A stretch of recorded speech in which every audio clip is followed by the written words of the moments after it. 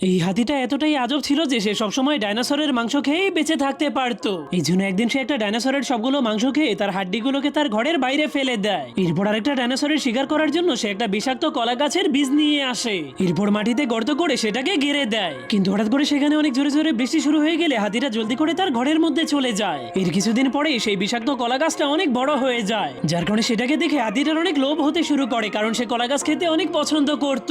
কিন্তু তখনই মরুভূমির প্রচন্ড তাপের কারণে গাছটা মরে যেতে শুরু করে, যার কারণে তার মনটা অনেক খারাপ হয়ে গেলে তখনই তার কাছে একটা ফড়িং চলে আসে। সেই ফড়িংটা তাকে ইশারা করে বলে, আমার সাথে চলো, আমি তোমাকে পানির কাছে নিয়ে যাব।